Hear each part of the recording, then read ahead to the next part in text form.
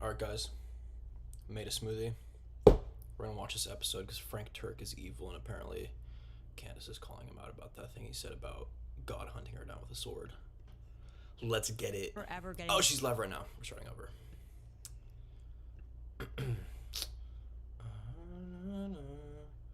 Alright, let's go.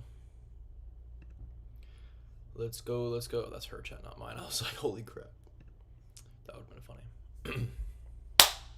All right, you guys. Happy Tuesday. It's Yankin' Bank Tuesdays.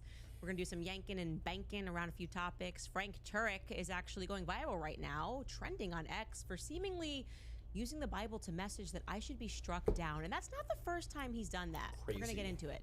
Easy. And it will come as absolutely no surprise to you guys that Blakey Neff is upset.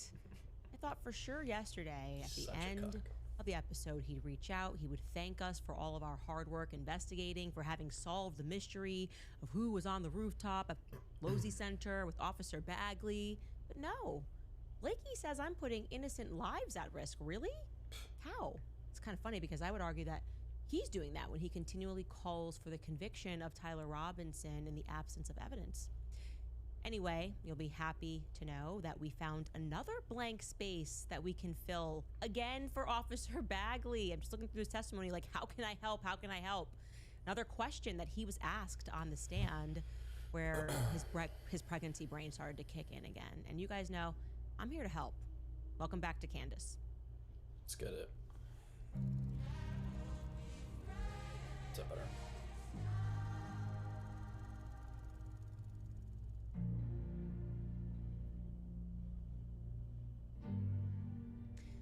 Frank Turek. Is it Dr. Frank Turek? I think it's actually Dr. Frank Turek. May he forever have a platform. May he forever have Such a loser. Gents, because from the very beginning of this investigation, it has been abundantly apparent that the public relations directive has been let them eat Christian slop, right? Let them eat Christian slop is how we will remember this decade. But sir, how are we going to get them to believe that a bullet that could take down 2 moose was magically stopped by Charlie's neck? Oh, remind them how Moses parted the Red Sea. But sir, can we really make them believe that a grieving widow forgave her husband's killer, took over the entire company, and is on a corporate Zoom call laughing at emojis within 6 days of her husband's public assassination? Yup. Tell them Charlie's dancing in heaven with Jesus because of all of the merch sales. So evil. Sir, even for us, the sparkly pants, letting his enemies open at AmFest to attack Charlie's actual friends, it feels a bit soon.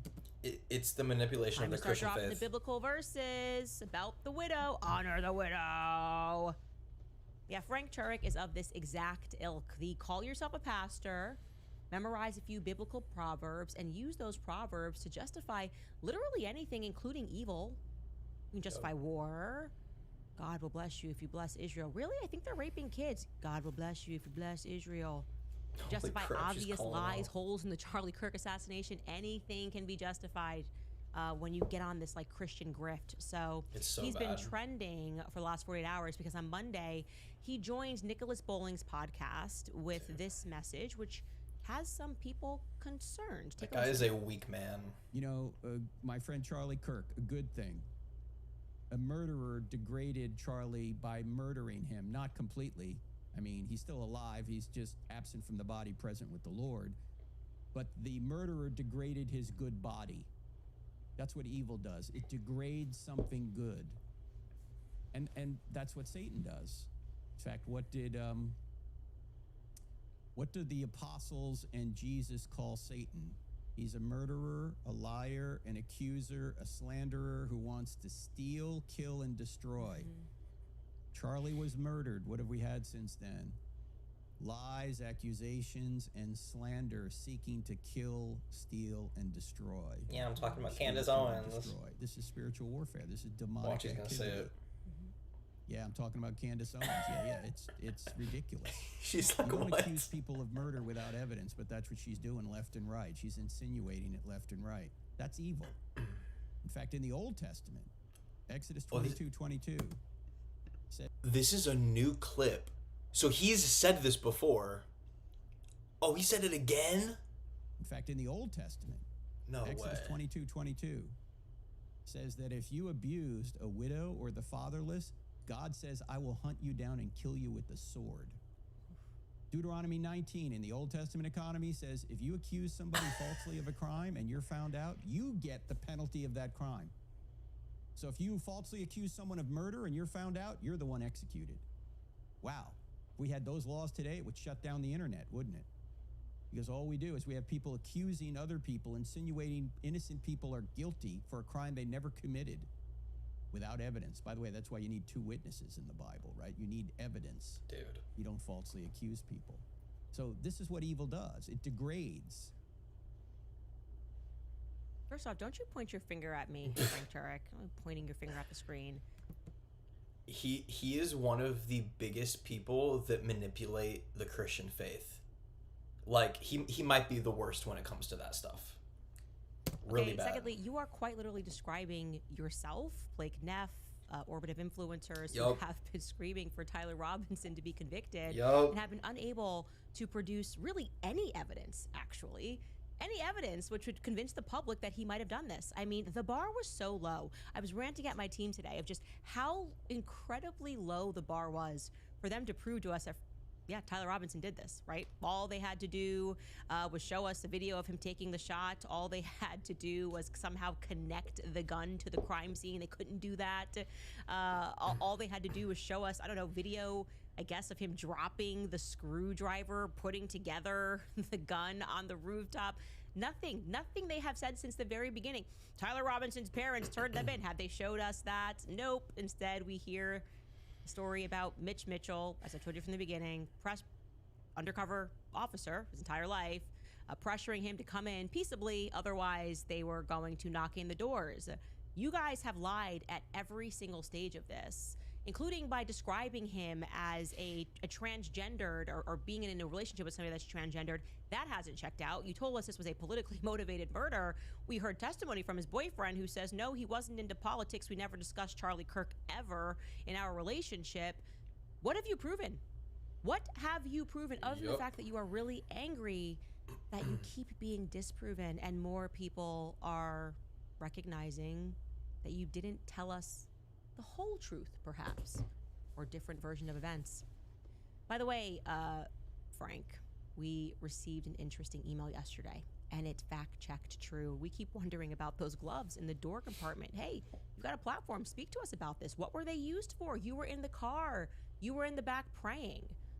Because from where I'm sitting, there is currently more evidence that Charlie Kirk was killed from an exploding mic than there is that he was shot from Losey Rooftop by Tyler Robinson. Like, a lot more evidence in the other direction. Anyway, you know I love blue-collar workers. I like people who work with their hands, make hobbies out of working with their hands, and it's because they're the most sensible. They don't really buy the crap. They don't really buy the influencers telling them not to believe their own eyes. And there's this guy who knows a bit about wood shopping, if you will. He sent me this email, and we decided to fact-check it. He said, hey guys, just an FYI, I do woodworking as a hobby, and I use CA glue and spray activator. And I'm not sure where I learned it, but I always remember being told to use black nitrile gloves because it's the most resistant to that crazy adhesive. For example, if you're trying to clean off all the broken pieces of glass from a Rode microphone that has adhesive on it in a hurry, well, there you go. Obs, I know you guys will do the research. I feel like it's common knowledge for woodworkers. Sorry I can't be of more help to point you to anything specific, but thought I'd let you know. God bless you all.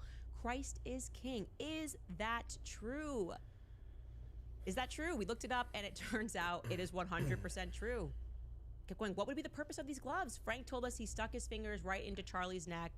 He had blood all over him. He could taste it in his mouth. At what point would he have put on black nitrile gloves? If those are indeed black nitrile gloves, who would have used them? Rick's busy. Why is it in his compartment?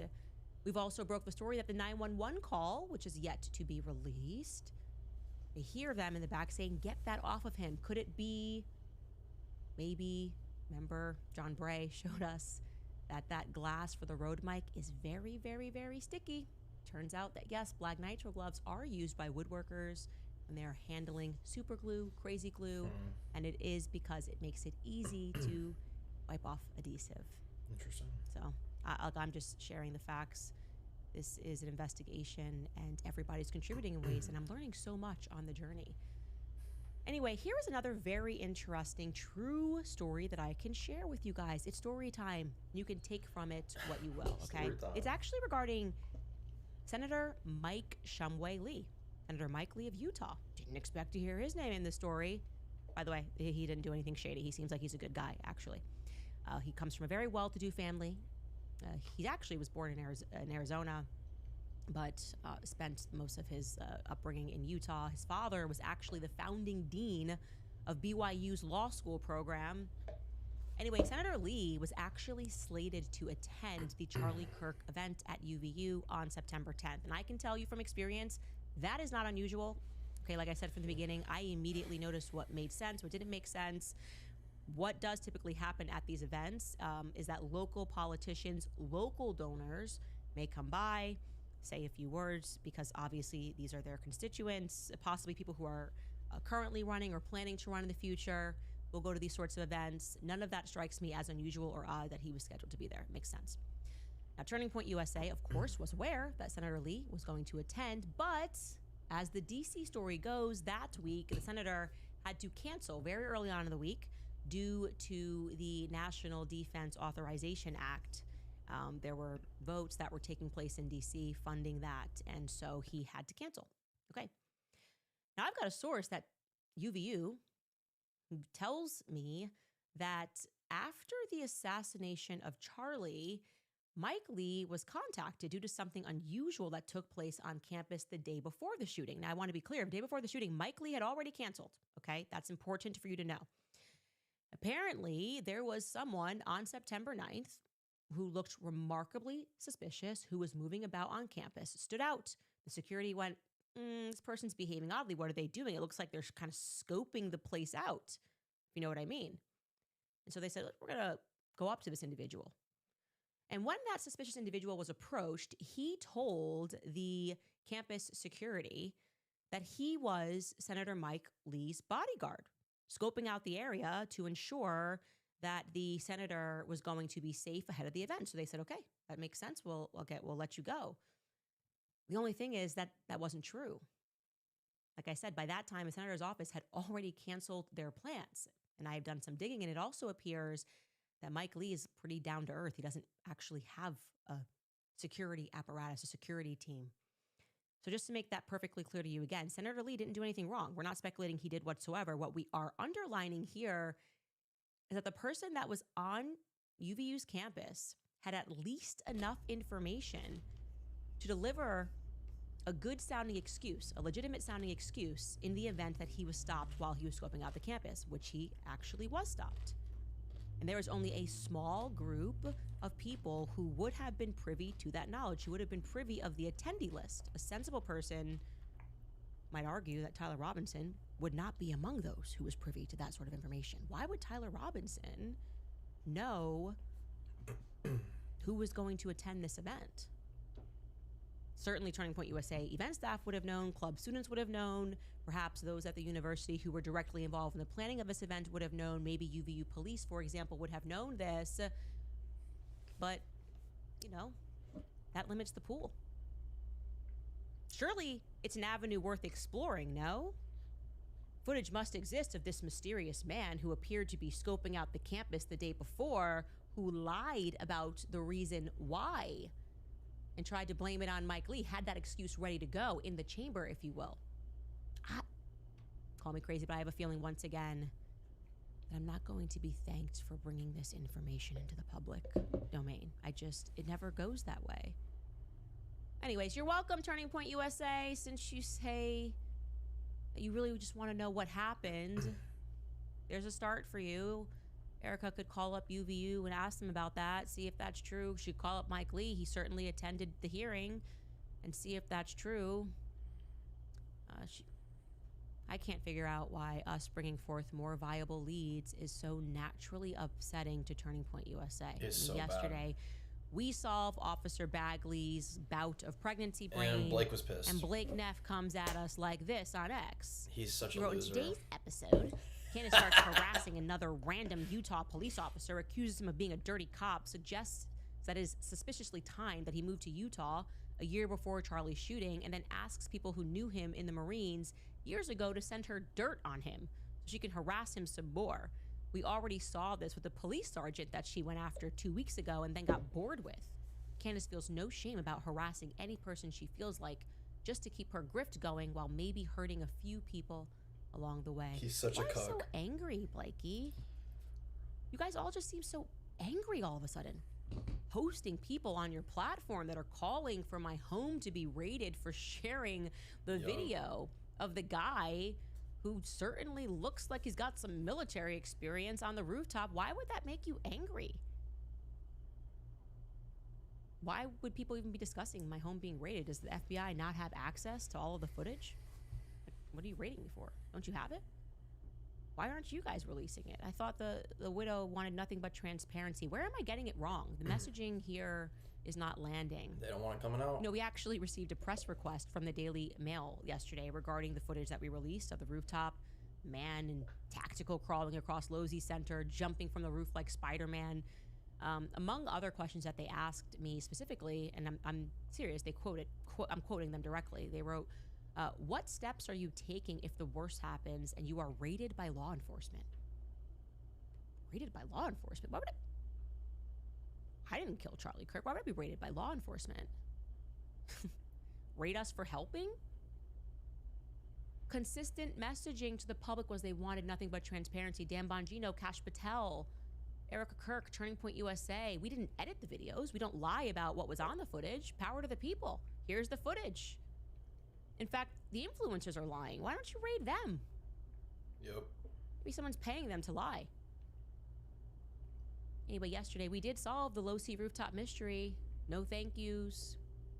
Officer Bagley, who I have to say, were I seated amongst a jury of my peers, I would label him to be unconvincing in his presentation. But don't worry, they're not going to call me on the jury. I don't think so. I have to say, in my opinion, I am not believing the rooftop screwdriver story. Something feels wrong there. No. There's a reason for that. First and foremost, I want to say they want us to forget the origins of the screwdriver story, right? When we first learned about the screwdriver, it was less than 24 hours after Charlie was assassinated. We learned about the screwdriver because someone in law enforcement leaked information to the press. Except when they initially leaked the information, they said that the roof, it was found with the rifle, near the rifle, not on Losey Center rooftop. Okay? They said the screwdriver was found near the rifle, and I can show you that. Here's a throwback headline from September 11th. Here is CNN, and yes, they have, you don't have to like CNN to recognize that they are a state apparatus, part of the Project Mockingbird. And the article here says authority found a screwdriver near the recovered rifle. And it reads, authorities recovered a screwdriver near the rifle investigators believe was used in yesterday's fatal shooting of conservative activist Charlie Kirk. According to a source with knowledge of the investigation, investigators believe this to be an indication that the shooter may have used it to disassemble and reassemble the firearm before using it. Removing the stock would help the shooter conceal the weapon in a bag or even in his clothing, they believe. So when this article got released, there was a bunch of backlash. It just sounded so foolish to people. Again, these are your blue-collar common sense people. And they revolted and said, this is he assembled, reassembled, what are we talking about? And then left the screwdriver with the gun. You guys found it all together.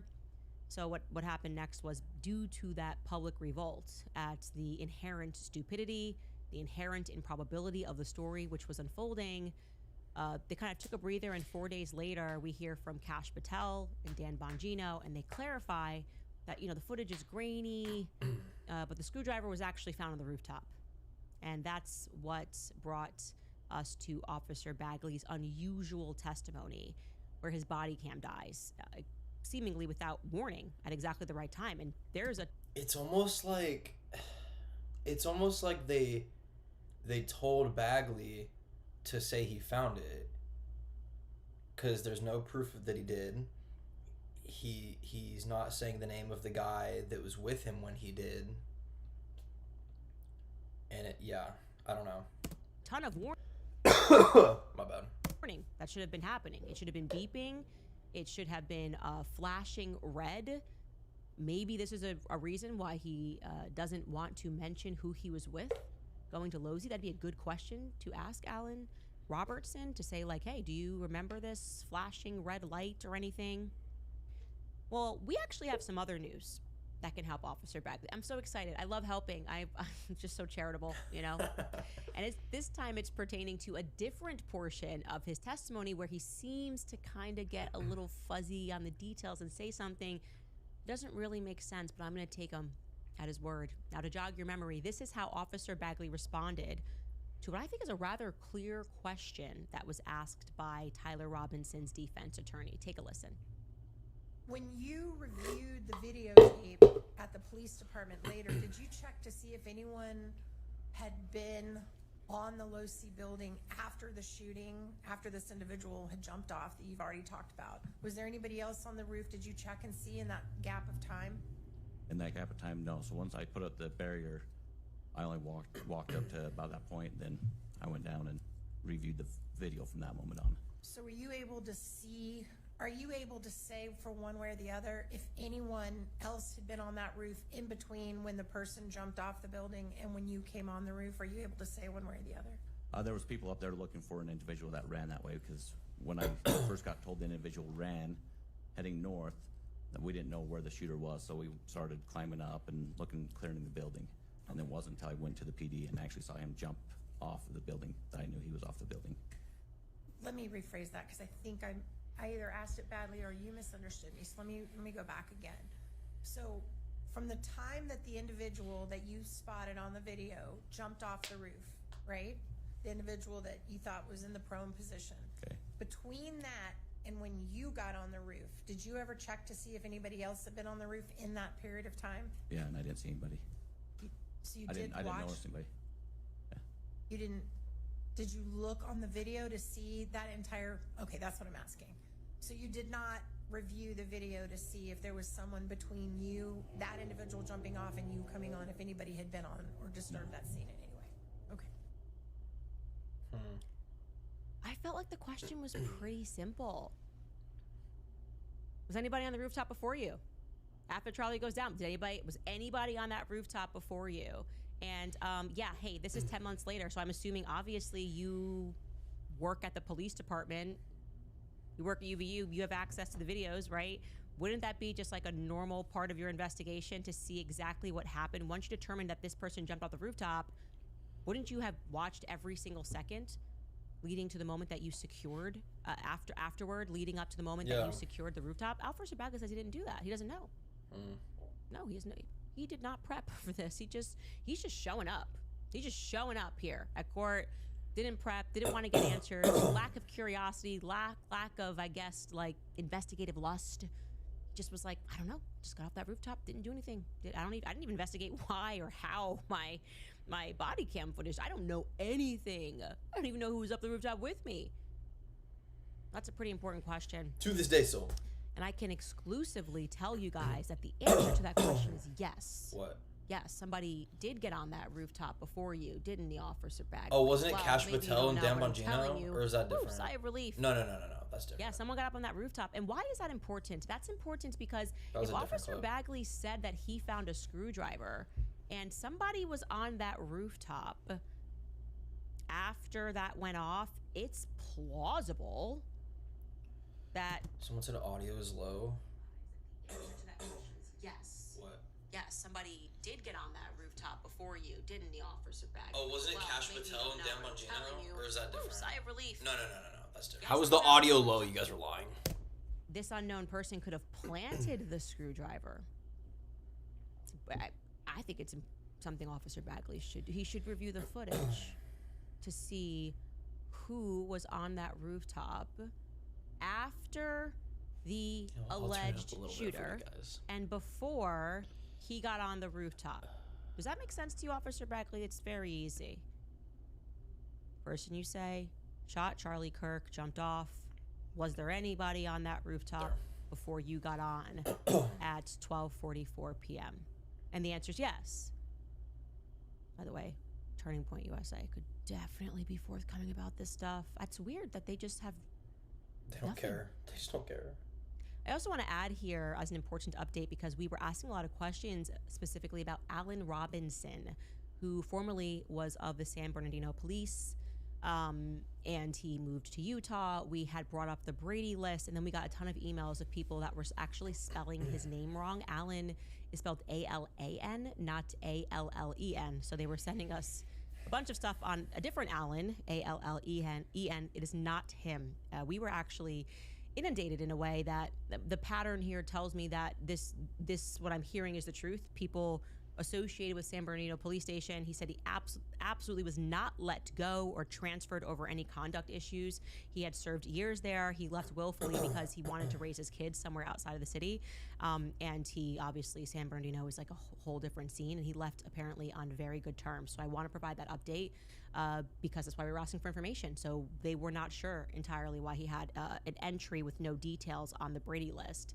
And I also want to say that we've covered a lot of people on the show, and we get a ton of emails being like, this person is shady, or you should look into this. This was the first time that we got a lot of emails of people who were saying that Allen was actually a good guy, and we got an answer, by the way, of why he was on that campus, which I should have kind of thought through because this is kind of common sense. He's a USU officer, and don't forget that unusually Charlie had an event 10 days later back in Utah that was supposed to take place at USU. So they were not there in coordination with Charlie's team or in coordination with UVU. They were there because they were doing a threat assessment for their event that was 10 days later. Him and his partner, that I'm forgetting his name, the other person who was guarding. So they were doing their threat assessment, and then this took place, and then they jumped in and started helping, but they were not there. I can confirm they were not there in coordination with Charlie's security or in coordination with UVU police on that day. So their presence there was actually not a matter of chance, but a matter of an event that was happening 10 days later down the road, essentially. And so they were monitoring the event, and then things went off. So we, like I said, received a ton of emails, and I said, as we get information, we can update you. It was enough people that were in enough places that I trusted this, and also they, because of their presence, would have had to make police reports, obviously. So it's just very odd that Officer Bagley is pretending he couldn't find out who these officers were when they were in communication with his chief. We see that on the video. They were on the Low C rooftop, and he has access, or presumably all of the UVU police officers would have access to that footage to be able to answer that question for him. It makes entirely no sense. So yeah, that's what I have for you. I want to update you so we can answer questions that we bring up on here. A lot more questions, a lot more emails that we were receiving about Officer Bagley, however, and his history. And there were not many people, or any people, in our inbox that were defending Christopher Bagley, which is interesting. My gut tells me that he could have answered more questions had he had wanted to answer more questions while he was on the stand. So what gives? I don't know. We'll be right back after a brief break. Okay, let me fix the audio real All right, quick. you guys, I want to pass along a heartfelt thank you from my friends over at Preborn. You know I love them. Their president, Dan Steiner, asked me to share just how grateful they are for faithful supporters like you. So far this year, because of generous partners, more than 50,000 babies have been saved from abortion. That means 50,000 lives changed and generations have been impacted. Every tax-deductible gift is used to rescue babies and share the hope of Jesus Christ with their mothers. In fact, this year alone, more than 8,000 women have made decisions to follow Christ, all because someone like you helped provide a free ultrasound. It costs just $28 to provide one life-saving ultrasound, and $15,000 can place an ultrasound machine in a pregnancy clinic where it can save countless lives for years to come. Dan's message is simple: thank you. Your generosity is saving lives for both earth and eternity, and today there are still mothers waiting for that same life-changing moment. So if you'd like to give 20% off, that's code Candace for an exclusive 20% off at CozyEarth.com. And if you see a post-purchase survey, mention that you heard about Cozy Earth right here. Interesting. I'm reading somebody's comment just kind of live here, and they said, if you go back and watch Officer Bagley's testimony, I can't confirm this, he actually does slip and say Allen at one point, so he definitely knew who the person was. I'll have to go back and see if that's correct, if he did say the name Allen in court, and I'll update you guys. Also, my producer in my ear said that I accidentally said Allen Robinson. Obviously, I'm auto-correcting and just saying Robinson because he's been saying Tyler Robinson for so long, but it was Allen Robertson. Allen Robinson was a receiver on the Chicago Bears for a couple of years. I'm a Bears fan, so it was funny. And yes, by all accounts, it seems like he left on his own volition, and he has young kids and wanted to leave the city life so we can shut down that lead. I love when I get answers to questions that we have, and hopefully more information is going to come out about what his testimony is in terms of what happened on the roof. And he obviously would not have had access to the same stuff that Officer Bagley should have had access to be able to answer those questions. So it's giving shady, Bagley. It's giving shady. Yep. Okay, couple more updates for you guys. You're not going to believe this. This is kind of amazing. Immediately update on Ian. That is the name of my security person that all the stuff happened to in Russia. We had a person reach out who is in the country music world who does not want to be named or get any credit, and he is going to pay for the entire thing, which is just like incredible, just absolutely incredible. He's going to pay for his entire stay in rehabilitation in Florida. Again, does not want any credit for it whatsoever, but I wanted to let you guys know because you've been on this journey. We got so many emails from you, people that are just in military families who have had similar experiences, trying to help in whatever way that you can while we now have an actual solution. So the next update that I will be giving you, hopefully we will be saying that he's sprinting down the driveway on his own. And like I said, he is in very good mental space. He just is very confident that he can do it and just has kind of that Navy SEAL mentality. So I just wanted to say that an absolute blessing occurred, and I woke up to news of that this morning. And person who shall not be named, I just can't say to you enough how grateful my family is, and also to Russia's Ministry of Health, how grateful we are. Everybody that was involved in this, Joe family, the Catholic family that lives in Russia, who went and visited him, brought their children to lift up his spirits, to the team that was in Russia, the babushkas that cried when he left. I just love everyone so much, and it just is such a warming story, and the things that happen and go right to the special forces people who thought we would be saying that in Russia, everyone was just amazing. Everyone stepped up to the plate, and this is like such a beautiful thing to find out when I woke up this morning. So I wanted to give you guys an update. In other news and other updates, other investigations, us being helpful, never, ever, ever getting the credit. Remember, we were helping Blake, who blanked out.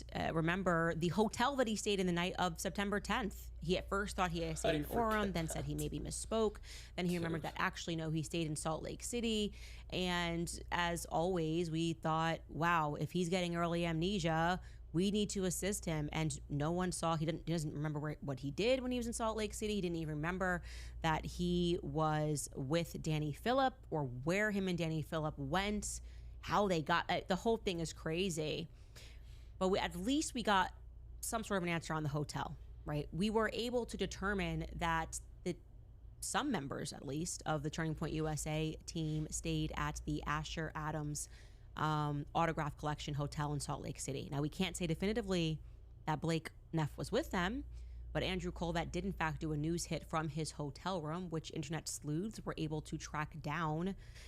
This is like Don't F with Cats, if you've ever seen that documentary. They just look at the picture in the background and they start to piece things. And here is Andrew Colvett on Benny Johnson's show on September 11th. Just a still here that we're showing you. And that was all it took. So I just love the internet. Internet sleuths got him and Tyler Boyer. And here's the Asher Adams Hotel. There it is. Bang. Look at that, Blakey. Ask and you shall receive. Now, Blakey, now with that jogging your memory, do you remember that you were do you remember whether or not you were stayed at the same hotel as Andrew? I don't know. We're just, we're here to help. We're always here to help. A lot of things are happening right now where it feels like evil is ratcheting up. They just seem angsty. They're angry. They're yelling. And it's because I think we kind of all have had the scales fallen from our eyes. We recognize what this government is and that it's left and right. And these people are positively disgusting. And I don't know if you guys remember, of course you remember, but at the beginning of the Iranian war, which is causing all of this craziness, they know they can't win it. They don't want to admit it. And I was just ranting at my husband this morning over breakfast. I could have done a whole podcast where I was just like, how do we have a president that was dumb enough to believe, okay, you don't need to know things. To just like, if someone came to me and I was president of the United States and they were like, ma'am, we're going to take Iran, we're going to take Persia in 2 weeks, I would be like, get out of my office. Okay? How stupid do you have to be to believe that you could like, we'll take Russia in a week? Oh, really? Really? I feel like it's been around. It's been around. Iran's been around for a long time. Okay? And inexplicably, at the beginning of this war, for quite literally no reason, it still remains to me to be inexplicable, the United States, at the instruction, presumably of Israel, bombed an elementary school in Iran. A primary school is an elementary school in Iran. 156 people were murdered, including 120 students and 26 teachers. And the craziest part of the story is that the United States tried to deny it. Like, I just want you to process how badly our government lies. They thought, we'll just deny it. Like, you don't know that you bombed a school. At first, Trump actually came out and he said, no, we didn't do it. It was Iran. Pete Hegseth followed up the same message. No, we don't kill innocents. Only Iran does that. They just were like, everyone's an idiot. And then the days that followed, it was revealed that Tomahawk missiles were used, and that's only used by the United States, that struck the school. And then Pete Hegseth had to come out again and said, oh, they were committed to investigating. Like, he just wasn't sure whether or not they bombed a school. Like, if you just do that and you're not sure if you did that. Like he's remembering whether or not he brushed his teeth that morning. I don't know. We'll investigate. I don't know if we dropped missiles, actually. And then they pivoted to Israel's preferred line. You know, Hamas builds tunnels beneath the schools. That's why we do it. They kind of did that thing. And said, well, it was the IRGC were building missiles underneath the school. Another complete lie, exposed not by the IRGC, but Western news. Okay, Sky News did an entire investigation. You should watch the entire piece. They debunked every attempt that the U.S. tried to put out. It's like they never even said sorry. And by trying to lie and say the school held missiles. Take a listen to just this little brief clip. Mr. President, did the United States bomb a girls' elementary school in southern Iran on the first day of the war and kill 175 people? Based on what I've seen, that was done by Iran.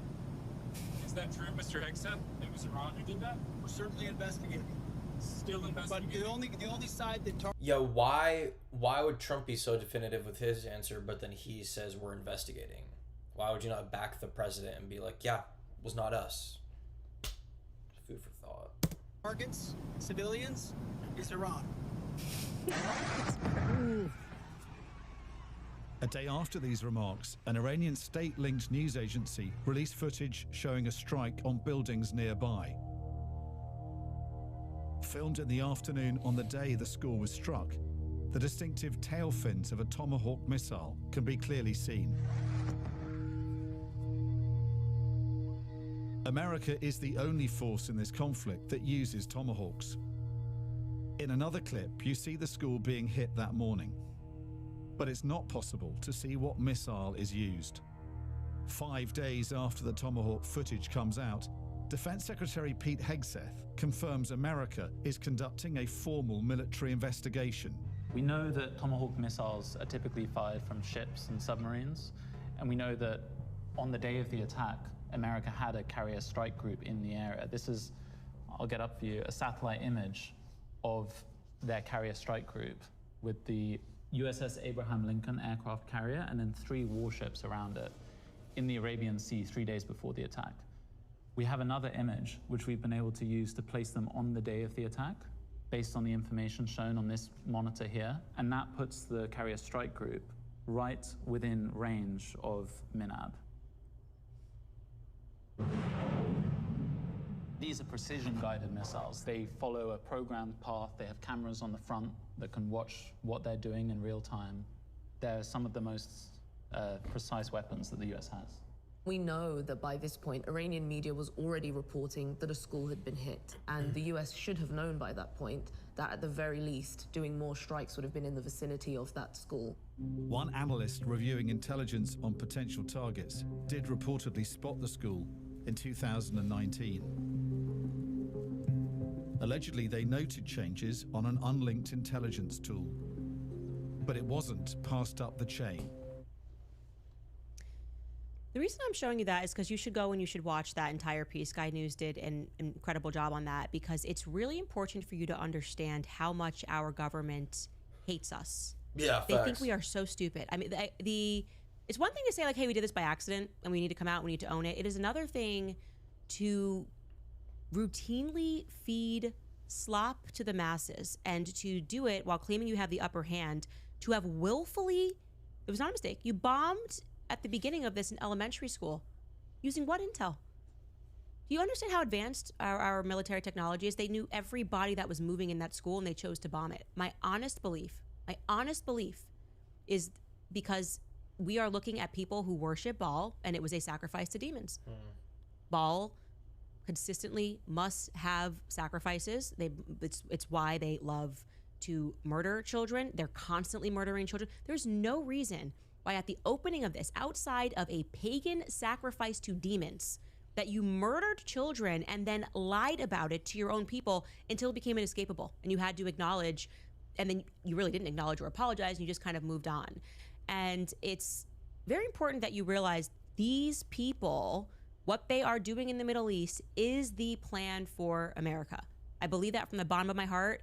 This is why I have used my platform in every possible way to awaken people to this. Forget the left versus right. This is a colony in the Middle East, I'm referring to Israel, that worships Baal, worships murder. They are obsessed with death. It's constant destruction. And I wanted to also show you now they're telling Trump, who's already done this, to arm protesters in Iran. Buddy, there's no more protesters in Iran. If people did not like their government and then you started murdering their kids and bombing their bridges and striking their water so they can't drink water, they're going to go, okay, actually, maybe Americans aren't the good guys anymore. You're actually unifying Iran in this moment because of what we're doing, and we have no business doing. We have no business being there outside of like Zionist rage and ambition. It's completely crazy. And yes, we shouldn't if you think that people that lie like that would not be capable of hiding up the murder of Charlie Kirk, they just killed 150 kids and didn't blink when they lied to you. Yep. This is our government. We have to contend with this.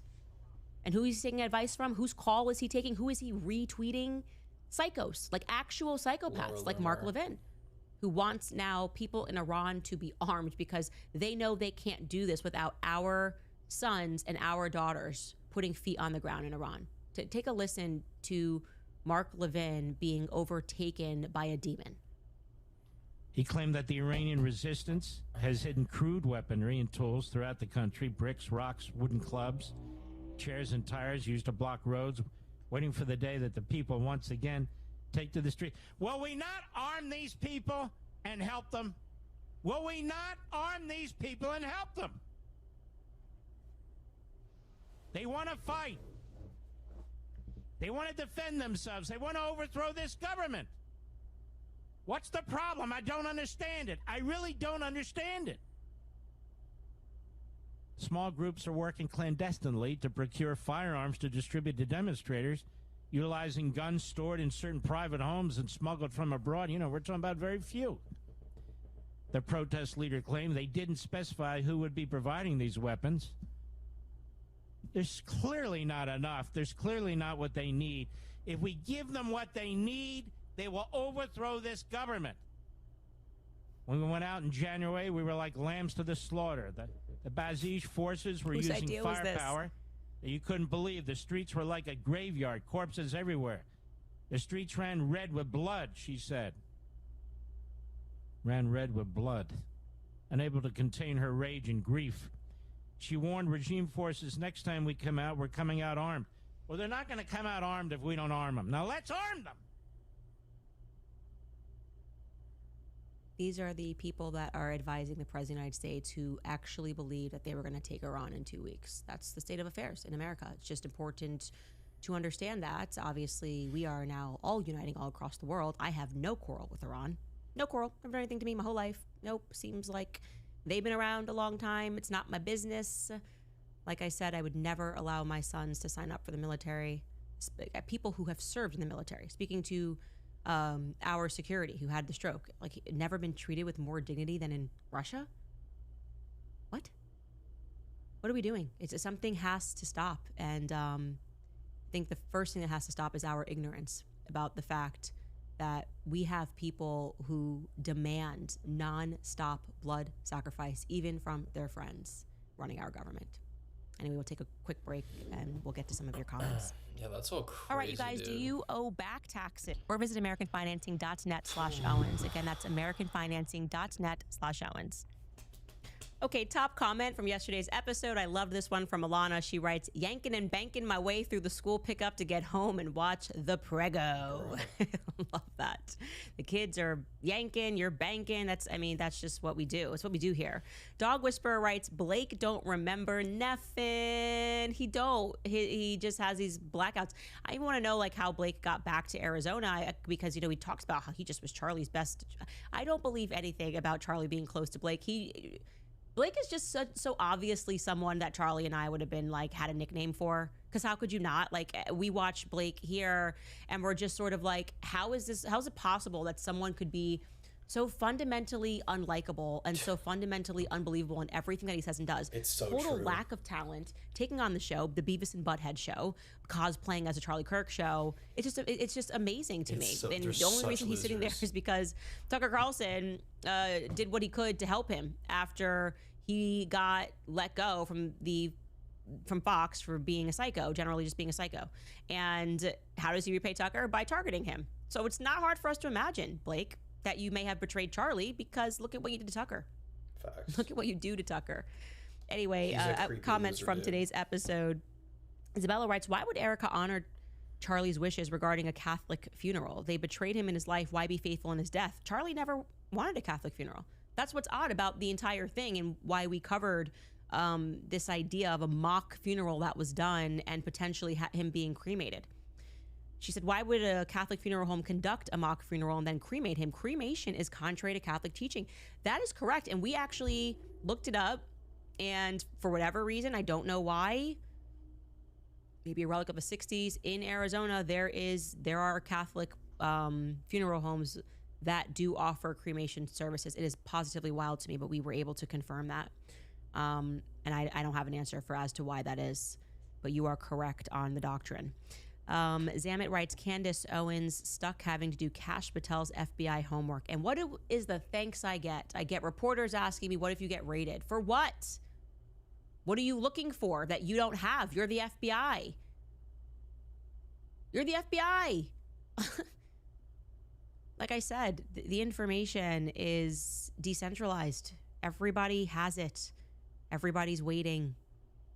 This is the first time an investigation has been done like this, and it's because Charlie's life really mattered to a lot of people. And the level of deceit and betrayal, well, it is definitively biblical in proportions. We've never seen anything like this. Yeah. Not even JFK story. Nope. Has these sorts of elements and threads that we're pulling at right now. Tagalong Kiwi writes, those with true spiritual discernment can see straight through UTPUSA. You will all stand before God one day alone to answer for this. Go Max, Candace, especially while growing another beautiful human being. Some can see the truth all the way from New Zealand. Thank you so much. And you are correct. The dishonesty is just radiating, right? They don't even know how to play not guilty. Their first thing to do when we release the footage, rather than saying thank you, is to try to debunk it. Yes. Yes. You could do that. Oh my gosh. It's like a knee-jerk reaction. It's okay, that's a bad pause. Crawl. It's like any time she comes up with anything, it's never like look at it for a second. It's always like, how do we say this is wrong? How do we know this is wrong? It's so weird. It's so weird. And the only people that would ever do that is people that had foreknowledge of said thing and don't want things coming out. Like, it's like so bizarre, dude, how quick they pounce on something. They're like harassing an officer. Like, we didn't even know who the officer was. How is it harassing if you're just asking questions about who it was? Hey, this is the guy that was on the roof. If anybody knows anything about him, send us an email. How is that harassment? You're asking questions, but you don't want us to ask questions about the guy that was your boss that got murdered in broad daylight? Okay, we'll just shut up, I guess. We'll just shut up and watch the Charlie Kirk show and just be good boys and wear freedom shirts. Like, no, we're not going to do that because we actually want to know what happened, unlike you losers. Like, why are you saying that? Like, if any normal person looks at it and when this person looks experienced, what psychological operation do you think you can impart upon the people to make them believe that this was just some inexperienced 20 tried to try on his first assassination after eating a Chick-fil-A sandwich? and we're out to go get a steak. Like, I mean, like, do you really think you have like magical psychological powers? You guys have been reading too much Sigmund Freud. That's the problem. Spiritual discernment is on the rise right now. You can feel it. The energy's building, and we're happier too, and that matters too. Yep. Like, we're happier because there's nothing we're on the right about side. the truth that should upset you. Yes. But there's a whole lot about lies when they come undone that should upset you and frustrate you and make you angry. All facts. Kate Grand Rapids writes, no other rooftop officers had body cam. Maybe theirs died too. That's a great question. That is a great question, and hopefully more will come out as this unfolds in the courthouse, as this trial unfolds. Like I said, I'm team Turning Point and wanting this to go forward because it's already so absurd that I just think it's going to be a massive revelation to how corrupt our government is. Yep. And people need to see it. What we've seen thus far is unbelievable. And yet we are being told to believe it. Kiwi writes, God is good, Christ is king. May he protect Candace in the name of Jesus, and may he bless everyone in the pursuit of truth. Yes, keep the prayers going because they keep us safe. I love that this person's username is yanking, banking, and they say Christ is king. It's a thing now, Frank. We don't say mean stuff about you. We don't say you should be struck down. He's also used other similar rhetoric, by the way. Like, he did this whole thing where he was like, why hasn't the Mossad killed Candace and Tucker Carlson? Like, why would you say that, Frank? Why is death on your mind so much, Frank? Why don't you just come sit down with me? Answer some questions. Maybe there's a total reasonable explanation for the gloves, how they got there, why everybody forgot about them. We'd like to hear it. Like I said, I like to ask questions like I did about Alan Robertson, get the answers, then immediately share that so people can go, okay, we don't have to look into this because he actually decided to leave after serving in a city for a long time, wanted some more space for his kids. I did the same thing. I left inner city, DC, and came to Tennessee. Why can't you guys just be that simple and just like get us some information that makes sense? Anyway, if you'd like to support our show, you guys know where to go. We have merch available on the website. We also have new signed bundles of Blackout and Make Him a Sandwich because we were sold out. And so I signed a ton more in the last 2 weeks. My hand hurts. But yeah, we're reading Make Him a Sandwich right now. We're actually wrapping that up next week. I after doing that book, I was like, I should have made that book longer. It was such a great read and so fun to do. But you can buy a signed bundle. And also, you could just buy a mug to support us. You can buy a shirt to support us, a sweatshirt, our iconic Candace Intelligence Agency hats, our CIA hats, but we are the decentralized intelligence agency. Yeah, that one, the green one's my favorite. The hunter green one is the one that I wear around town, and I think people think I'm actually in the CIA. Anyway, you guys, thank you for all the support thus far. Stay happy. Remember that iron sharpens iron. It is proverbial. And remember to be happy warriors because that's what Charlie Kirk would want. We'll see you guys tomorrow. Good stuff. Yeah, that stuff with Frank, like, honestly, dude, Frank Turek is a disturbing human being. Like, straight up. Like, the way he manipulates scripture and calls death upon people and just lies, it's actually crazy. Let's see what the Charlie Kirk show has been up to. Have they posted anything? Oh, they have with this guy. I don't like that guy. This is also 4 hours. Oh, yeah, let's take dating advice from Andrew Colvett. Great idea. God. I have two options. Watch this or jump off my balcony. Which one should I do, guys? I'm kidding, by the way. But nobody knows how much Charlie loved Blackout. I need to read that book. My dad read it. He said it was really good. We watched that 18-minute one yesterday, which made no sense because Candace Owens and a sniper expert weren't even in that video. Oh, that's an hour and a half. We're not watching that. Black pill talking over the right. Which one should we watch, guys?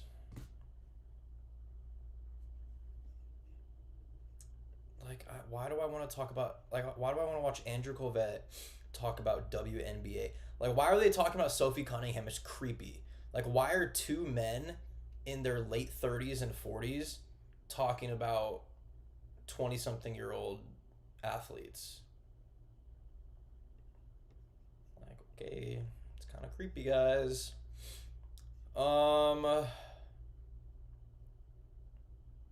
Yeah, let's just watch this. No, there is something to do about it. We're going to merge right-wing social policy with left-wing economic policy. And how are we going to do that? Well, we're going to be the ones that control the government. And we're going to use the government to make the economy work for our people. And anybody who disagrees with us, well, clearly they've been bought off by somebody, by the establishment, by Israel, whoever it is. They've been bought off. They can't be trusted. And so what am I watching? I'm watching the left engage in an action of identity politics, grievance politics, oppressor and oppressed dynamics. And now I'm watching a section of the right engage in the exact same thing. I understand the argument of saying, well, when you have legitimate power, you better use it to protect your institutions. I agree with that. Does that mean we give it up? What? We throw it out? What's he talking about, bro? Well, yeah, Nick, because look, it's not working right now. Does that mean it never worked? We have Nick Freitas, the star of that great clip, joining us now. He's a former Green Beret, and you can find him at X at Nick Freitas, and he's the author of a book that I just love the cover of, The Man Book. So throw that up. I know that was a few months ago. Look at these absolute dorks, bro. I just I have to reiterate this, and I probably will reiterate this every single time. I have not met a single person on planet Earth, and I know a lot of people in the political world, especially after September 10th.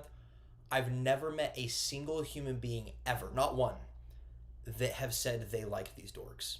Never. Not one time. Ever. 0 people. It's pretty telling when you're averaging 5,000 views on a channel that has 6 million subscribers. Untruthful losers. No, but it's worth throwing up again because he's a point-by-point guide to sucking it up and getting the job done. I just love that title. It tells you how to kick down doors and so many other cool things that guys need to know. Nick, welcome back to the show. It's great to see you, my friend. And I wish we were under better circumstances, but you are reacting in that clip to what we could only call a mass demoralization campaign that we're seeing play out in social media and podcasts from the right. So tell us what you're seeing and why you decided to make that clip and start speaking out.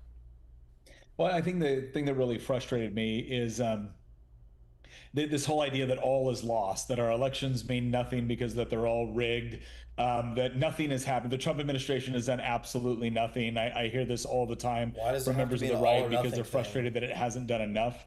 And so what I'm seeing over and over again is this, again, I don't want to call it an attempt. I don't know if it's just they're genuinely demoralized or they're actively trying to demoralize people, but it's this idea that there's nothing we can do about our situation except, I guess, complain and follow, and subscribe the various influencers that are pushing this particular narrative. And there's a very, very big difference between someone that says, I am frustrated because I voted for one thing and I don't feel like I'm getting it. There's a very big difference between that versus somebody that says nothing has happened. There's no difference between the parties. It's all one big uniparty. And I'm looking at that like that is verifiable garbage. It's absolute nonsense. It is totally accurate to say, I don't think enough has been done. It is totally accurate to say that we have some people that claim to be Republicans and then govern very differently when we actually elect them. But to suggest that they're all the same, look, as someone that just had to leave Virginia, because I love Virginia, but as someone that had to leave it because it decided to lose its mind during the last election cycle, I can tell you right now, as frustrated as you might be with certain people on the right, and rightfully so, if you honestly believe that there's no difference, I encourage you to look at a state that was once governed by people that actually believed in things like individual liberty, private property rights, Second Amendment rights, pro-life, versus now when it's actually run by people that want abortion all the way up to the point of birth and want pornography within your public school library and believe that your guns should be confiscated from you or severely restricted, because there is a significant difference between living in one of those two places. You know what I learned? If anybody's seen the new Spider-Man movie, you'll get this reference. But because in the movie, that chick Yelena from the Avengers, she's like, "Oh, this is small potato thing. We do big potato thing." And anytime they talk about like any cultural issues or other political issues, in my head I'm like, bro, that's small potatoes. We're talking about Israel and corruption in our own government and the cover-up of an assassination. And then Blake and Andrew out here like, "Oh, look at the WNBA," and I'm like, we don't care, like, at all. So we care about the big potato stuff. You guys, they're not even being honest about the small potato stuff. They're just like, it's a front. That's what it is. It's a front. It's a front to make it look like they're pushing on Charlie's mission, but in reality, it's a front because they know they're lying losers and they have nothing else to say. So obviously they're just going to use Charlie's talking points, like about specific cultural issues, talk about movies, talk about sports, talk about the midterms, talk about 2028, talk about other elected officials, and then just bash Candace Owens when she's actually trying to find out what happened to her friend. And these people are all like, push on Charlie's mission. And then when they do talk about that stuff, it's not even genuine because they're just filling the void of nothingness. And they average 5,000 views per day. Yeah, someone said distractions. It's totally distractions. Because when you lie, you can't just lie and be like, okay, let's see what happens. No, you gotta fill the void. And like, they're talking about other stuff and they hope it gets lost in there. Like a little comment gets lost because they're talking about the WNBA one day. And then they're talking about like a freaking election in Wisconsin one day. It's like, we don't care. I don't know why they don't understand that yet. For some reason, they actually think they're being entertaining. Like, they laugh and they wear their little hats and they talk about Charlie like they actually cared about him. But in reality, no one watches the show. No one watches the show. And even when I do watch the show to like react to it like this, I've never been like, damn, this is good. Like, I like how they're like doing this and being truthful and actually trying to figure. No, they're all grifting off of Charlie's name. They still use code Kirk for the ads that run on this show. Like, if my best friend got assassinated in broad daylight and I like ran a podcast with him, would I use his name as a promo code to make money after? Continuously every episode? Like, it's so weird to me. The thing is too, they already have money. They made millions and millions and millions of dollars off of us buying Freedom shirts, off of people donating to Turning Point, off of all the donors that they have, especially now because Charlie didn't accept some donors and now they did. So why do they need to run ads about like a dating app or like freaking Gold and it says use code Kirk for 10% off? It's disgusting. It's grifting in the worst way possible. So these people make me sick. And it's one thing if they were like in good shape or truthful and I was like combating their ideas, but it's the fact that they're both losers, they're both untruthful, and they're both not in good shape.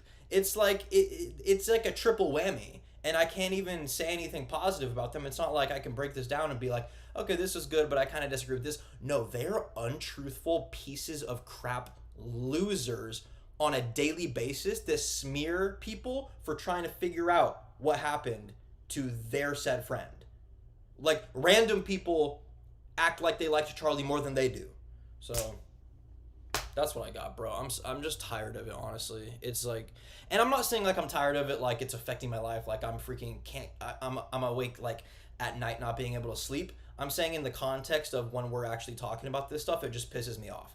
And it's like, it's so obviously fabricated and just untruthful and disingenuous that I'm just like, we don't care what the Turning Point or the Charlie Kirk show has to say about the WNBA. We don't care what you guys have to say about the midterms. We don't care about any of these freaking low testosterone beta males you bring on the show wearing a Freedom shirt saying, I hate Candace Owens and I support you guys. Like, we don't care. Nobody cares. Like, if people cared, they'd be sharing your stuff, but no, you guys get destroyed in your comments every single day. I talked to my dad about this the other day, and he was like, dude, they just get destroyed every time. I'm like, yeah, they just suck. So I talked to Blake, I talked to Paramount Tactical for like 30 minutes on a X space one time, and they're both they just run their mouth, dude. Like, Blake was all mad at me. He was like, no, I don't think you do understand, Mason. Like, we actually did send stuff to the FBI. I'm like, bro,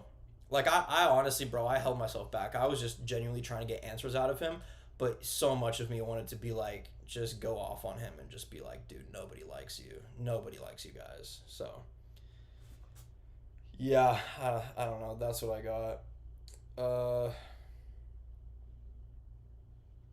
Yeah, they just spew lies. Yeah, it's all crazy. We'll keep watching this. Blake? Yeah, no, I love that. Just I get frustrated as well. There's so many cases where, and I often use the term I use for it is like emotional incontinence. I think what drives a lot of it is I've mentioned this, it's a little addictive to be really emotionally built up, really angry, really sad. That's why people like watching horror movies or really sad movies, and it's why people vent on Twitter 24/7, like you, Blake.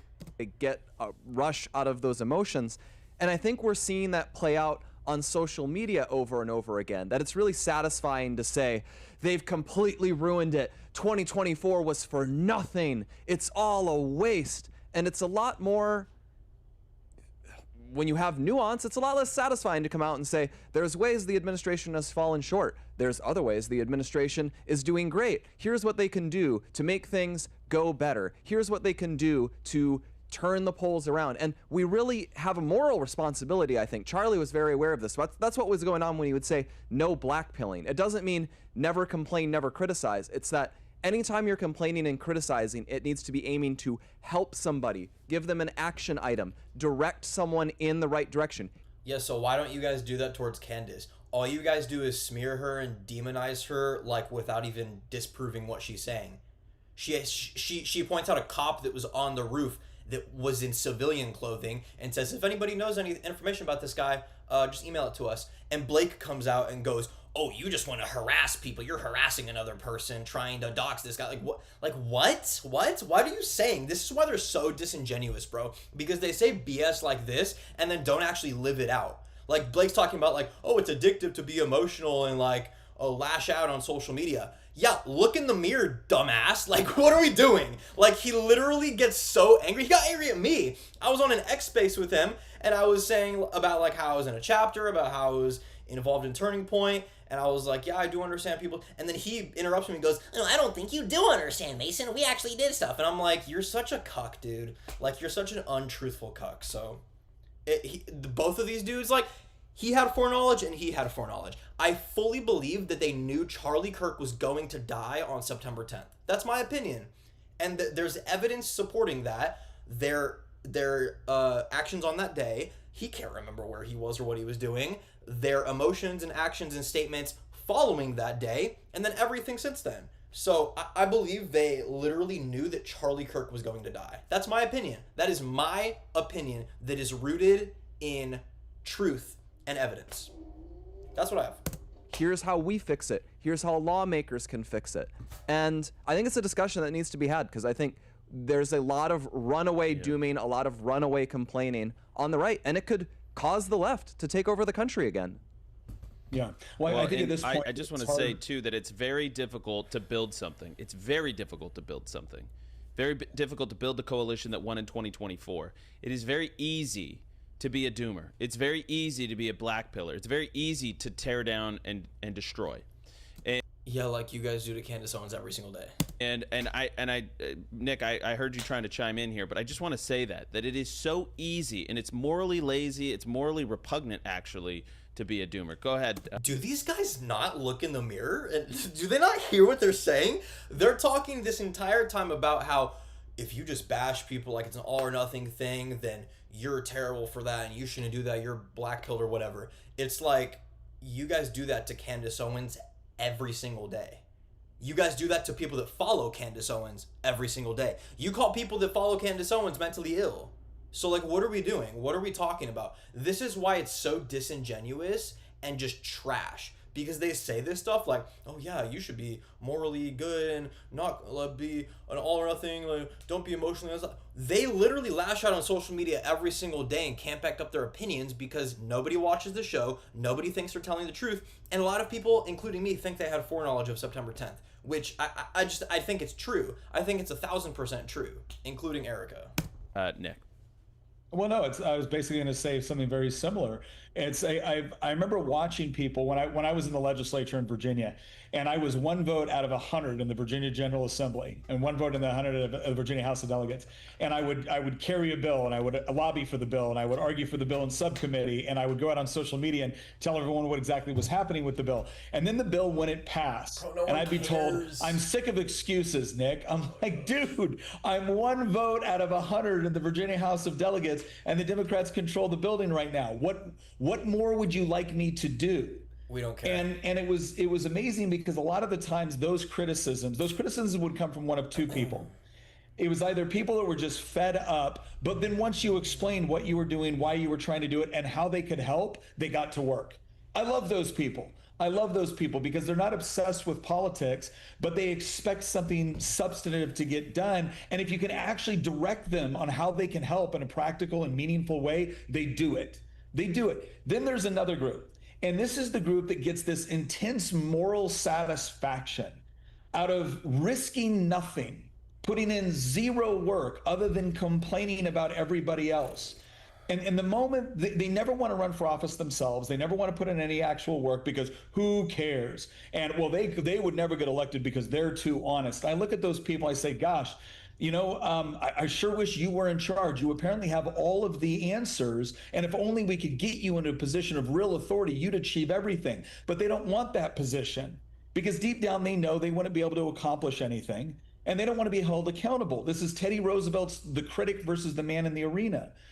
And so I've always been very big. It's one of the things, again, I've always appreciated about Charlie. It was like, if you're upset about something, I have a way that you can actually do it. Nobody cares. I have Nobody a duty. Nobody cares. Nobody cares. Because the Mamdani wing of the Democratic Party that is taking over right now, if they can't get your vote, they will settle for your apathy all the way up until the point where they have enough power, and then it doesn't matter anymore.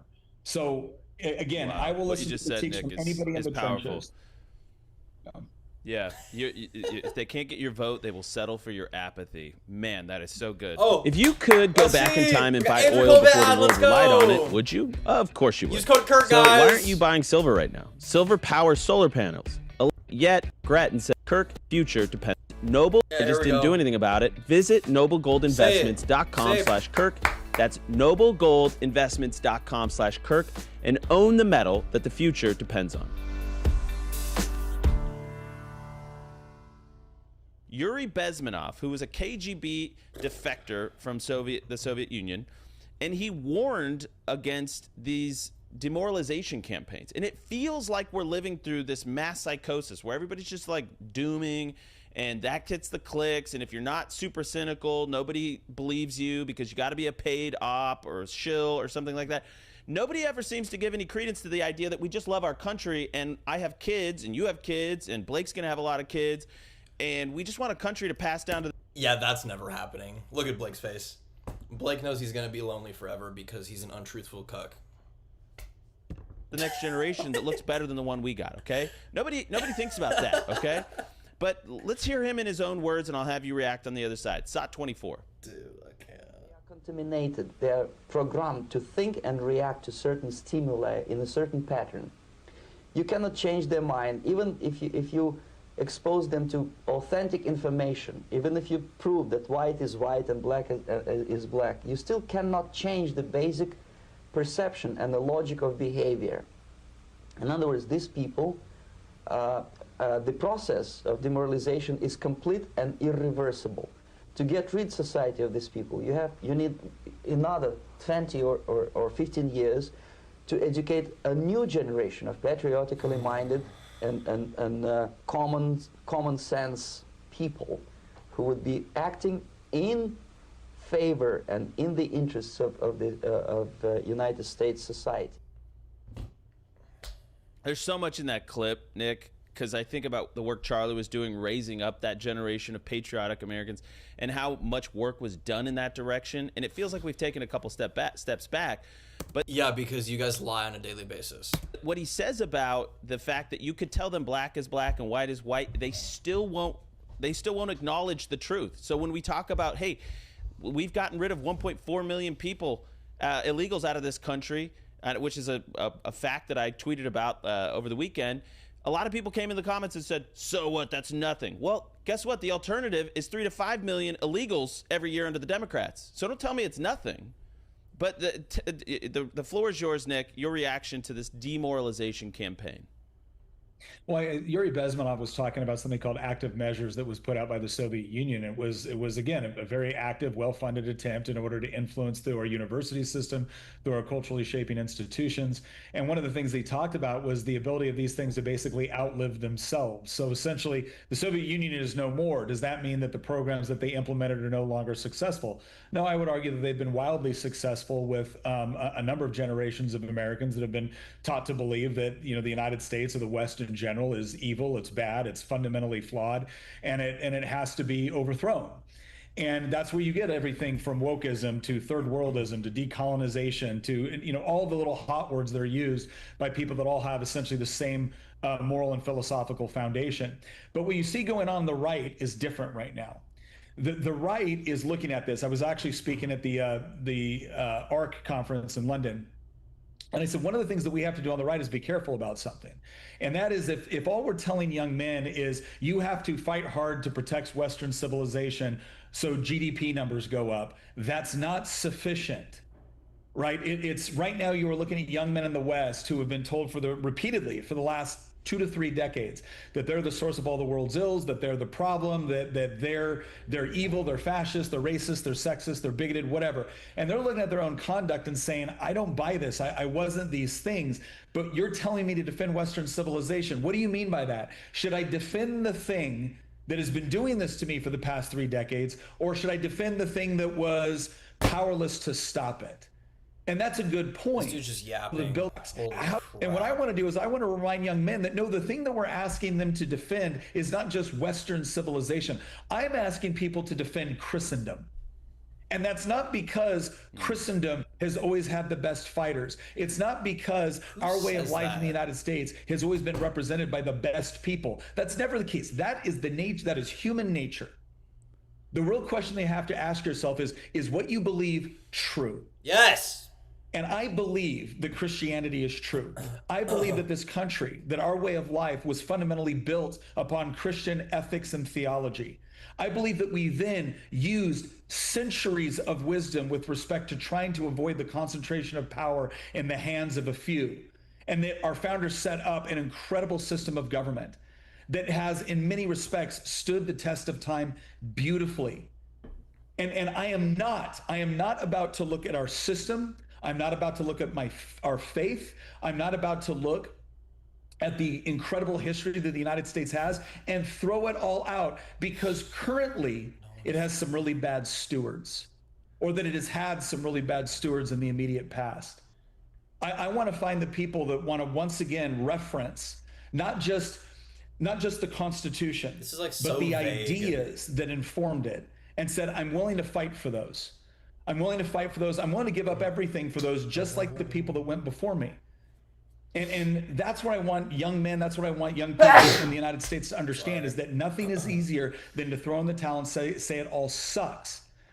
But unless you're really willing to accept that we're in the worst and most direst period of all of American history, and so therefore your effort is no longer necessary or warranted, if you're really willing to say that, well then what do you say? What do you say to the people that actually went across the Delaware with George Washington on the verge of the Continental Army collapsing? What do you say to the 19-year-olds that stormed beaches at Normandy? What do you say to every other American that had to face incredible existential crises within American history and rose up and conquered it and created something better? What do you say? You're just not worthy of that legacy? I don't believe that's true. But I also believe that one of the keys here is that, and this is something that, this is the reason why Charlie's legacy endures. Because there's been a lot of people that were able to talk about politics effectively. The reason why Charlie's legacy endures is because he didn't just point to an election cycle. Always trips he pointed me to out. God, It's not and he pointed to cool. family. You give It's either that or the God bagpipes, family, bro. they'll fight for the civilization in order to protect. God, their editor sucks. Like, listen to this, guys. Like, I do video editing and photography. I've done it for years. Listen to how awful this is. It just comes out of nowhere. It doesn't like fade in and then fade out. It just comes in like listen. We're able to talk about politics effectively.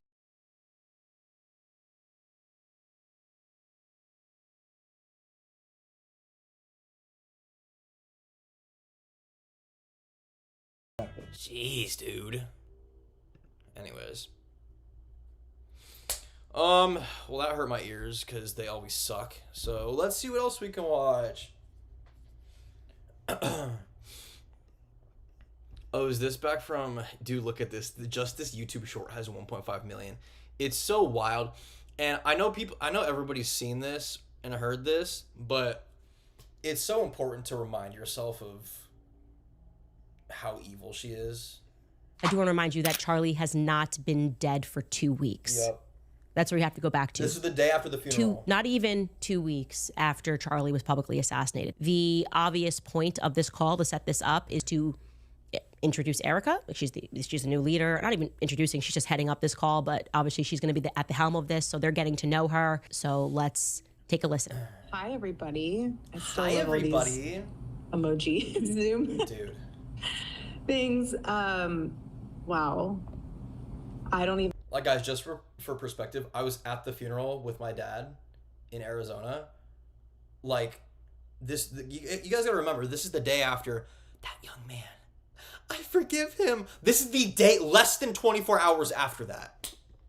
It's like insane. She's laughing with the Zoom emojis again. Even know where to begin. The fact that we were able to pull Event off of the century.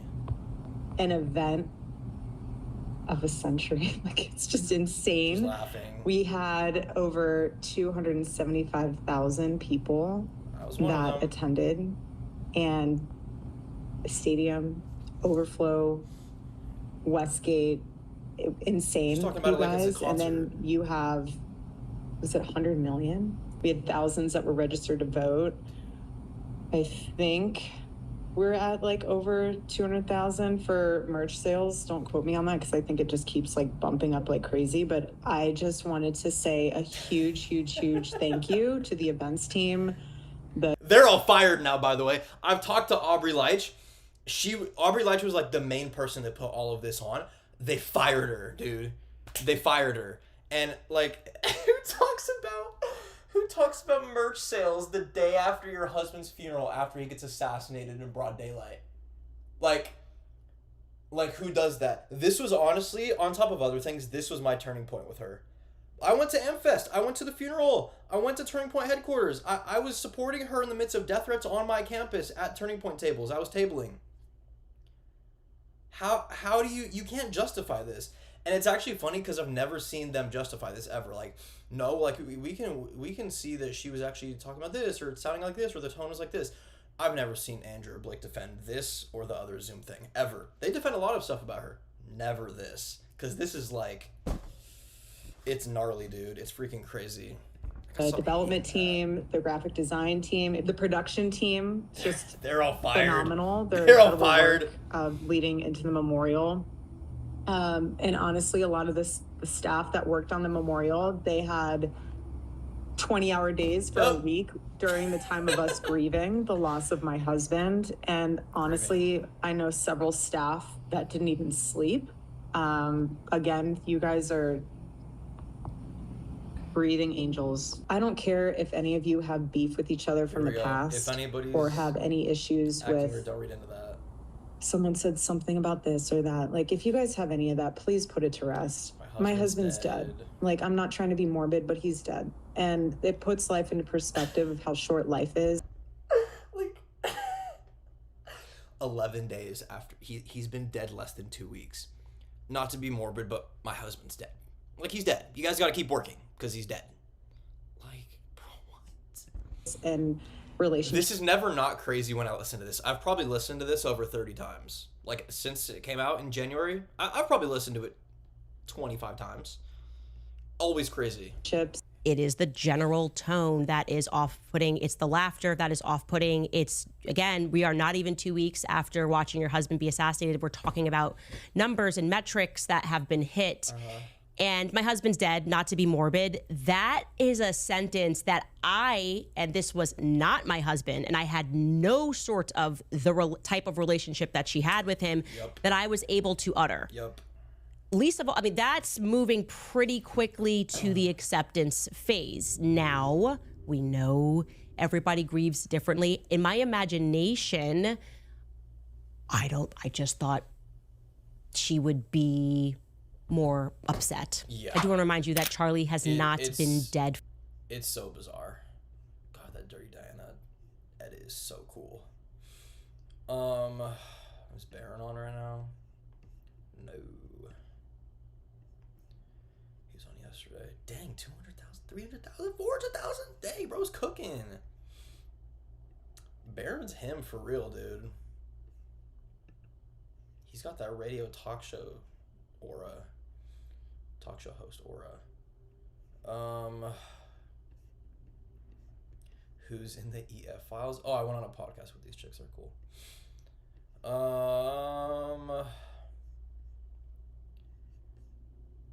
Is that Laura Loomer? No way, this dude. Okay, guys, so this dude wants to debate me, this freaking low testosterone beta male. He wants to debate me, and it's gonna be so easy because he's just a loser. But, yeah. Tucker Carlson, as Laura Loomer torches him, this guy is the definition of like a good boy. Like if you want a guy that just blindly follows Turning Point like a sheep, wears the freedom shirt, has no testosterone, and is just a beta male, everybody go follow and subscribe to Joshua Carr. Bro's actually like Eric and a lot of the isolate. Like Laura Loomer just went on News Nation and torched Tucker Carlson for being Islam first, and Tucker Carlson responded by proving her right. Laura, big ass forehead too. Anyways, like how does he have 70,000 subscribers? Actually, you know what? I can answer that for you guys because I heard him say he was on the Charlie Kirk show and he said that his mission over the past 10 months was not to find out the truth about Charlie Kirk, was not to just speak out against stuff. No, he said that his life mission for the past 10 months, everything he put his heart and soul into was to debunk conspiracy theories about the Charlie Kirk assassination. Specifically Candace Owens. Like, look at this dude's feed. Like, he's actually insane. So, yeah, I'll debate this guy. It's not going to be hard because, like, look, he throws a thumbnail on and he, like, makes Candace look like that. It's like, it's so easy to just be a loser. Anyways, that's what I got for you guys today. We will stream Candace's episode tomorrow. Okay, wait, should we end it with a Rocky edit? Wait, that's not an edit. Let's end it with a Rocky edit, guys, because Rocky's my favorite movies of all time. Rocky 4 specifically. Actually, I made a Rocky edit for, what was it, 4th of July last year? That's not me. That's not me. That's also not me. That's AI. Let's see.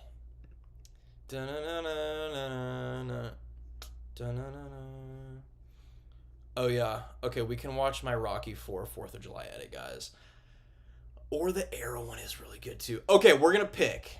First one in the chat. Whoever says Arrow or Rocky first is what we're gonna watch. I made both of these. I do video editing. So somebody comment which one and then we'll head out.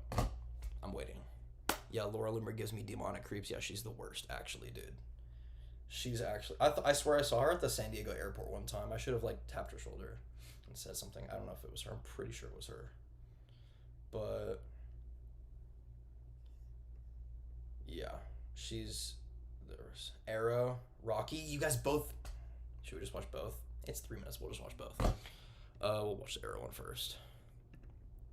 Did you hesitate at all when you killed him, or was he just another name you crossed off your list? If you want revenge, I'm right here.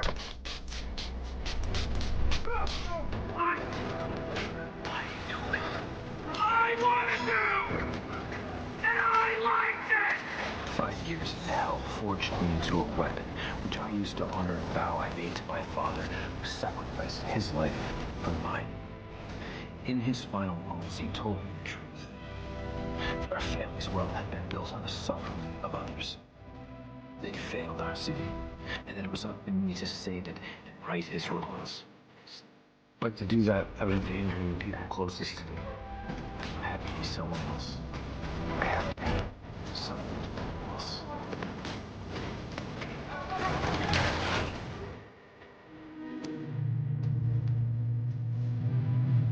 That one was fun to make. I like that one.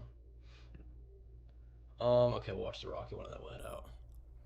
Rocky 4 is by far my favorite movie of all time. I saw it, when did I see it?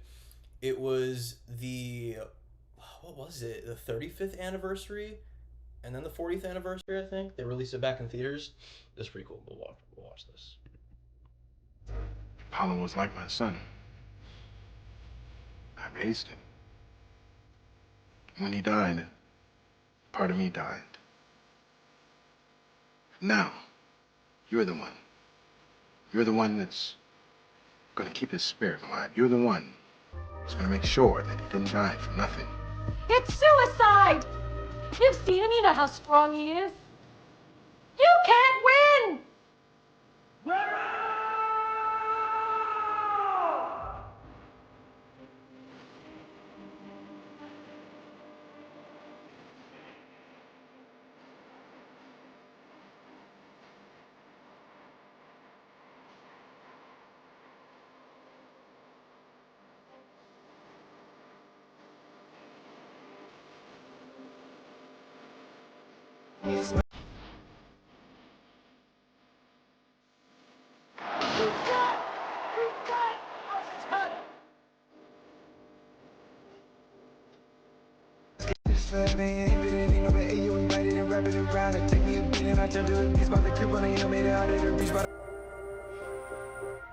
I didn't put the edited by at the end of that one. I don't know why. Yeah, that one was sick, dude. That's my favorite movie of all time. I need to learn how to like utilize music on YouTube though, because I swear I get copyright struck every freaking time. Like, I don't know how people do that. But yeah. That's what I got, guys. So thank you guys for watching. I've been to those steps that he trained on. Bro, me too. I went to New York on a trip in 2019, and I told my family, I was like, we have to drive to Philly, dude. I want to go to the steps. I'll find a picture real quick. It's in my favorites folder. God, 2019 was 7 years ago, dude. It's actually insane. Yeah, here it is. Oh, I just scrolled out of it. Where'd it go? Here it is. Heck yeah. So that was me on the Rocky Steps. I think you guys can see that. I'm pretty sure. But yeah, it's cool. Such a cool place. It's a bummer that it's like crime ridden. But yeah, that is what I got, guys. So I will see you guys tomorrow for Candace. I think she has an episode tomorrow too. So I'll see you guys for that. And we're going to keep calling out evil people because I'm so freaking tired of evil people, dude. But it says in the Bible, do not grow weary. I forget the verses, like John something. But it talks about like, do not grow weary in doing good, for in due season you will reap what you sow. So that's what I got, guys. Have a good day. Focus on God, hard work in God's work. Take care of your body, take care of your mind. Don't be a keyboard warrior. Even, hold on, I'm gonna sneeze. Even if you're being completely truthful, don't be a keyboard warrior. It's very easy to fall into that, especially in today's generation, because you could be popping off, talking so truthful, and then it's 10 p.m. and you haven't done anything all day. It's like, oh, I was lazy all day. So don't be lazy. Go to the gym, read your Bible, focus on God, and expose evil people. You gotta have that balance. It's like the Force, dude. You gotta have the balance, or else you're gonna fall the freaking dark side. Sorry, I like movies. I just make movie references. But yeah, if you guys haven't subscribed, go subscribe to Lemmy_react. My Instagram and Twitter are the same. It's just @LemmyReact, no underscore. And I have TikTok too, even though TikTok is freaking snowflake, dude. They flag everything. But yeah, if you haven't watched my Why I Quit Turning Point USA video, go watch that. That kind of encapsulates all my thoughts about everything, all the investigative stuff I've done up until April of this year. So obviously I have some more thoughts that I could add to that, but that's up until that point. But yeah, thank you guys for commenting, and I'll see you guys on Twitter, I guess, and I'll see you guys tomorrow for a live stream. Peace out.